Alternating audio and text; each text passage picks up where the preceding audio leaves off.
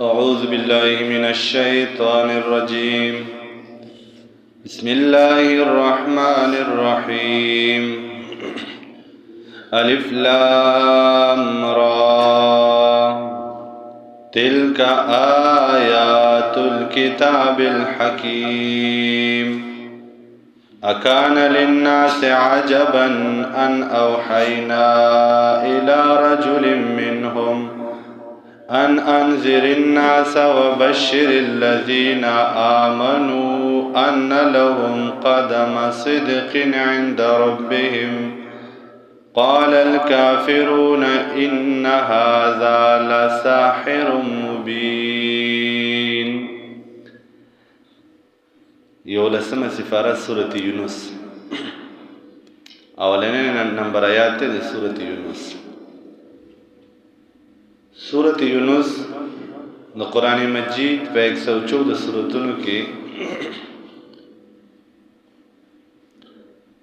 دا لسم نمبر سورت ده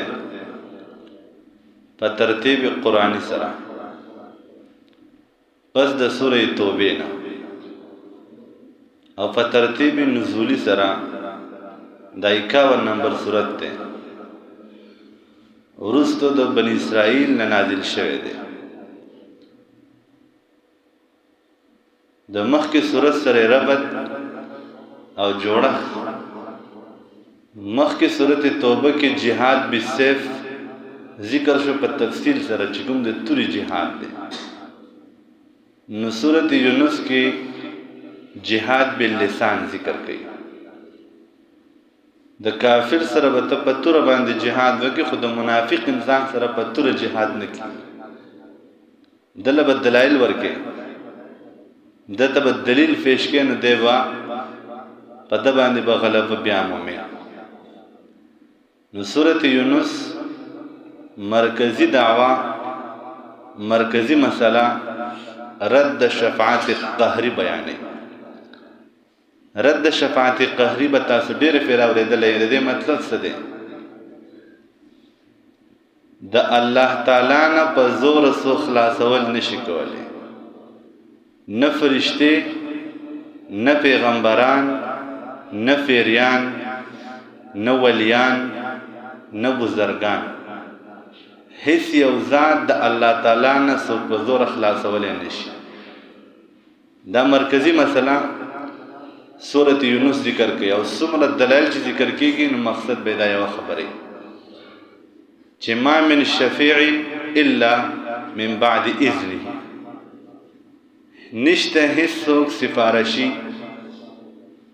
وروسته د اجازت د الله نه. چې الله چاته اجازت وکړي نو دی به سفارش کولی شي.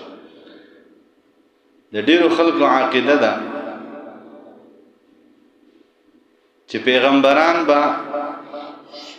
د الله نه فزور خپل امت خلاصولی شي. د بنی اسرائیل عقیده ده مسلمانانو چې زمونږ په پلار نیکونو کې 1,24,000 انبیا راغلي دي. بس که موږ جهنم ته لاړ شو نو یو څو ورځې به یو، بیا به زموږ مشران خبر شي، موږ به د جهنم نه راوباسي. قرآن مجید په دې باندې رد کړی دی. لن تمسنا النار الا ایاما معدودات، موږ ته چرې اور نشي را رسېدی مګر یو څو ورځې په شمار. ولې؟ زمونږ پلار نیکونه پیغمبران دي، خبر شي د الله نه به موږ خلاص کړي. دا عقیده د بنی اسرائیل وه. قرآن په دې عقیده باندې رد کوي. ډېر حضرات په مسلمانانو کې هم وایي اللہ کے پکڑے چھڑائے محمد، محمد کا پکڑا چھڑائے گا کون. الله چې راونی سي محمد به پریدي، خو چې محمد راونی وي بیا د څه خلاصولی نشي. دا عقیده غلطه ده. نبی علیہ الصلوۃ والسلام سفارشي دی، خو هغه ته به الله اجازت کړی وي، او اجازت په د ډېر سخت کوشش نه بعد وي. حدیث کې راځي نبی علیہ الصلوۃ والسلام فرمایي په دنیا کې الله مال 3 سوالونه مقبول کړي دي. دوی په دنیا کې غوښتل دي، یو په آخرت ته مې پاتې کړی دی. په دنیا کې مې دا وی الله زما امت معاف کړه، الله زما امت معاف کړ. او دریم سوال مې په آخرت کې دا کړی دی چې الله ماله د سفارش اجازت راکړه. نو داسې به نه چې زه به وایم چې الله ماله د سفارش اجازت راکړه جو الله بوجه خاطر وي. نبی علیہ الصلوۃ والسلام فرمایي زه به د حشر په میدان کې 7 ورځې په سجده پروت یم.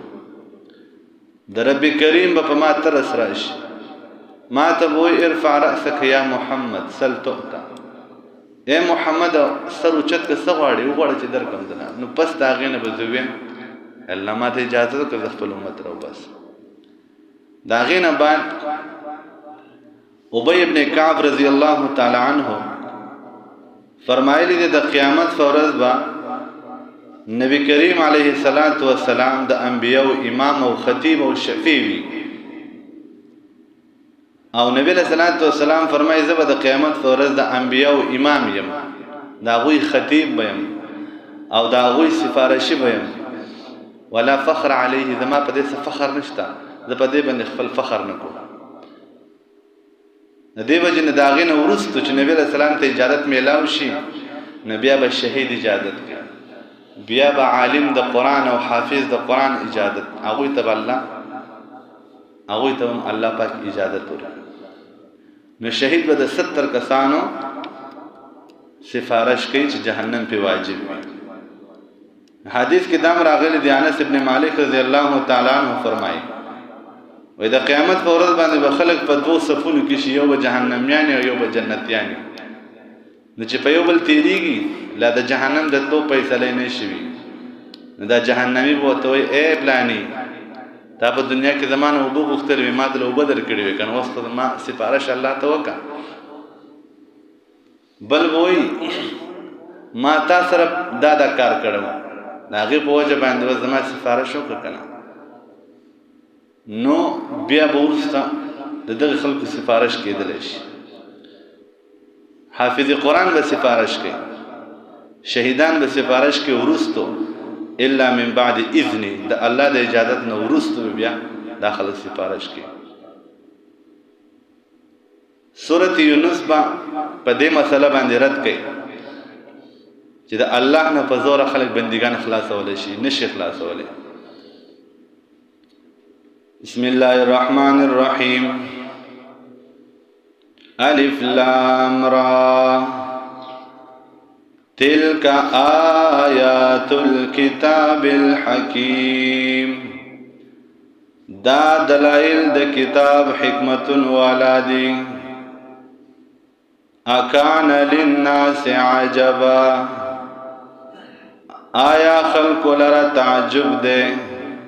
ان فدی خبر باندے اوحینا چی مونگ وحی کردی دا الى رجل منهم یو سڑیتا ددوینا ان انذر الناس چی ویر وخلق وبشر الذین او زیر ورکاغ کسانتا آمنو چی مانون روڑی دی ان لهم بیشکا دوی د پارا قدم صدق مرتبه لویدا عند ربهم پنیز د رب د دوی. د دینا د مکی خلکو تعجب کو وی ابشرو یهدوننا، آیا بنده اوس مونږ ته لاره ښیي؟ او دی وایي زه د الله پیغمبر یم، نو د الله سره فرشتې لګې وي، زمونږ په شان دی یو بنده دی او زمونږ په منځ کې پیدا شوی دی او زمونږ د قام اهل قبیلې نه دی، وایي زه پیغمبر یم. دا مونږ نه منو. که دی د الله پیغمبر وی نو دا به فرشته وه. هود او صالح علیه السلام ته قوم ویلیو، سورت اعراف 63-69 پورې، او عجبتم ان جاءکم ذکر من ربکم، اے قوم تاسو تعجب کوئ چې راغله دی تاسو ته نصیحت ستاسو د رب د طرف نه علی رجل منکم په ذریعه د یو سړي ستاسو، لینذرکم چې تاسو ویری ولتتقوا او تاسو ځان بچ کئ دې دپاره چې په تاسو رحم وشي. د مکې کافرانو نبی علیہ الصلوۃ والسلام ته وی سورۃ سواد 38 نمبر آیات کې ذکر دی وَإِ أَجَعَلَ آلِهَةً إِلَهًا وَاحِدًا إِنَّ هَذَا لَشَيْءٌ عُجَابٌ وای دا څنګه پیغمبر دی وای هر کار یو الله کوي دا واستعقل خبره ده ټول کارونه څنګه یو الله کوي د اسمان کارونه الله کوي خود ازمکه کارونه لات منات او عزا ته حواله کړی دي فصلونه بیماریانې برکتونه خیرونه د ازمکه د بوتان ورکی زمونږ دا اوس د تعجب نه ډکه خبره نه چې دی وای دا ټول کارونه الله کوي نه دا چې الله یوازې کولای شي دا وسره زمونږ د مرګري دي الله ته منات او عزا د بوتان وسره مرګري دي نو الله تعالی په دې باندې رد کړ دې الله تعالی ته د مثالونو ضرورت نشته وبشر الذين قال الكافرون وای کافران ان هذا لساحر مبين دا پیغمبر چې دا مسئله بیانې نو خلک مني او خلک پسې پړندو سترګو روان دي چې چاته خبره کوي نو هغه وایي دا ټیک وایي ټول کارونه یو الله کوي کنه نو دا پیغمبر د خلک دا خبر ولې مني دا جادوګر دی په خلکو جادو کوي بس چې چاته په وګ کې دا مسله راځي جوړ سره وایي ټیک دی نو ان هذا لساحر مبين بشکا دا سړی خامخا جادوګر دی ښکارا اولنې دلیل ان ربکم الله الذي یقینا رب تاسو الله دی هاغه ذات خلق السماوات والارض چې پیدا کړی د اسمانونو او زمکا فی 6 ایام پاندازه د شپږو ورځو باندې ثم استوى بیا برابر شوه دی علی العرش فعرش باندې څنګه برابر شوه دی څنګه چې د الله شان دی داغه احاطه موتنه شکوله الله په عرش باندې څنګه ناشته نو کما یلیق بشانه څنګه د الله شان قدرت هغه شان دی نو یدبر الامر انتظام کوي د ټولو کارونو د دیو جن الله تعالی نه پزمکه اسمانونو کې هیڅ شی نه نشي پټې دی دا سه منتظم ذات ته چې څوک ته پټې دی نشي یو انسان هر څومره پټ کار کوي خدای الله نه نشي پټې دی قران وایي لا يغضب عنه مثقال ذره نه پټيږي د الله نه پاندازې د ذره یوسز فی السماوات ولا فی الارض نفس مانونو کې او نفس مکه کې او د ټول رب کریم رزق ورکي سورۃ هود 11 نمبر آیات وي وما من دابة فی الارض نشته ده هیڅ یو زنده سر چې سا اخلی پزمکه کې او نفع اسمان کې الا علی الله رزقها مگر فالله باندې دا غوی رزق ده ويعلم مستقرها الله دا غوی د اوسېدو په ځای نه هم پوه ده او الله تعالی دا غوی په فائدو حاصلولو باندې هم پوه ده نو یدبر الامر مدبر د هر شی الله دی ما من شفیع نشته د څوک سفارشی الا من بعد اذنه مگر ورسته د اجازه د الله نه ذالکم الله دا قدرتن والا استاسو الله دی ربکم چې رب استاسو دی فعبدوه د الله بندگی کوئ افلا تذکرون ولی تاسو ذکر نکوئ د الله یدبر الامر ستا د بیماری ذمہوار ستا د رزق ذمہوار ستا د حفاظت ذمہوار هر کار الله تعالی کوي بیا تم الله نه یادې شروع کا یا رزاق شروع کا یا حفیظ شروع کا یا خالق شروع کا دا سنونه د الله د دې ورت کوا دا د الله حق ته پتا فلا تذکرون بیا هم ته الله ذکر نه کوي الیه دی الله تا مرجعکم استاس ورګزیدل دی جميعا فجمع وعدا علیه حقا وعده د الله رښتونی ده انه يبدأ الخلق یقینا د الله په اول ځل پیدا کوي مخلوق ثم يعيده بیا به دوباره پیدا کوي الله مخلوق په اول ځل پیدا کړی دی بیا به پیدا کوي نو ته دا دومره مخلوق چې الله وجلې دی دا به دوباره څنګه پیدا کوي نو سورۃ روم 27 نمبر آیات وایي هو الذي الله غزات يبدأ الخلق چې په اول ځل پیدا کړی دی مخلوق ثم يعيده بیا به دوباره پیدا کوي وهو او دا دوباره پیدا کول اهون علیه ډیر آسان دی فالله باندې ډیر آسان دی ولې اوس خو شکلونه موجود دي هغه ګرانو چې د انسان شکل نیګټو تصویر ډوپلیکیټ فوټوکاپي نه و او الله پیدا کړ اوس خو الله د هر چا شکلونه موجود شو اوس خو ډوپلیکیټ فوټوکاپي هر شی موجود دی دا غینه خو دوباره پیدا کول ډیر آسان دي قبر نخ نه خانار څه معلوم دي نو اول ځل پیدایش کول شي نو دوباره دارت شفاغه چا باندې چې کوم خلق خپل مړی وسیږي وای چې الله سره حساب کتاب نه کوي هندوان باطل عقیده دادا چې خپل چې کله مړ شي ناغه مړ فور کې وسیږي وای چې بالکل ختم شي او غیره ولا په دریاب کې سکی ون ولی دې دا عقیده چې بس دې سره حساب کتاب ونه شي الله بوله دایری راغونډي کی او د دې بوټي سره د الله سکار دی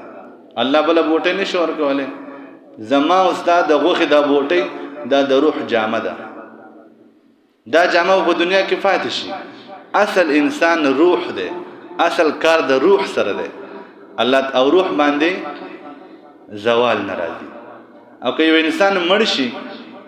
ناغه ته موږ وایو موږ الله وخت پلان کې انتقال شوه دی انتقال ادھر سے منتقل ہو گیا اوپر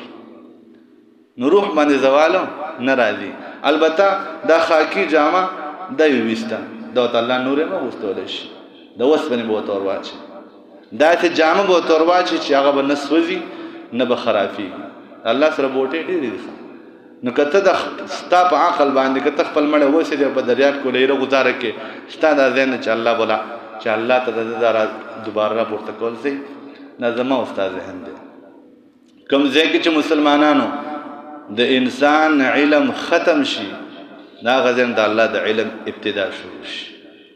کوم ځای کې چې د انسان علم ختم شي هغه غزن د الله د علم ابتدا شروع شي سبحان الله ورپسې ليجزي الذين امنوا دې د فارا چې بدلور کې الله تعالی هغه کسانو لا امنو چې مانونه راوړي دي او عمل الصالحات او عملونه کړی دي په طریقه د پیغمبر خپل بالقسط فانصاف د الله د منصف کېدو او د الله تعالی د انصاف لوی نه خدا د چې رب کریم د چا عمل شمارینو سمونځ نه کړی دي 2000 3000 لزر شلزر نسبا تل راوړه وتله ها که پیسې مو په کتاب شي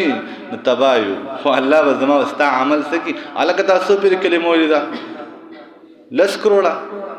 دا خو لګا دا نه یو کلمه براوړل شي حدیث کړه دی په کچ په لیکلی هغه به تل په چابړې کوروا چول شي او چابړې بدرون شي دربه کریم د انصاف لوی نظر سره الله به اعمالونه تلی شماري نو کشمارلو شي بیا کوم تبای مسلمانانو بیا ته د پیدایش د بلوغت نه پرې تاسو نه منځونه کړی ها نو د الله تعالی د انصاف لوی نه خدای چې الله به عملونه د چشماري نو بالقسط هغه به استعملون تلی دا د الله لوی رحم دی په والذین او هغه کسان کفرو چې کافران دي لهم شراب دی لرب اسکلوی من حمیم د خټ کېدل اوبو وعذاب علیم او عذاب ولې دردناک د دین علاوه د الله سره په جهنم کې قسمه قسم سزاګانی دي واقعا سورۃ واقعا فی سموم و حمیم دیو په لوبو کې وی او په ګرمو بو کې به وذلن په داسې سورو کې به الله ساتي چې هغه آرام والا نه الله به فرمایي فلیذوقوا وسکی حمیم گرمی وغساق وین زوی وآخر من شکله ازواج او نورم عذابون دی فشاند الله سره په جهنم کې قسم عذابون دي الله دې مونږ نه وساتي مسلمان لبا الله عملونه وتلی فانصاف کافر لبا ګرمه خټ کېدل وي حدیث شریف کې راځي چې کله جهنمی د وبوز کی نه دا کلمه به ټولې ودی لاندې ترتب شي او به وعذاب علیم عذاب ول دردناک بما كانوا يكفرون پدې سبب چې دی ناشکری کولا کفر کو سبحان ربک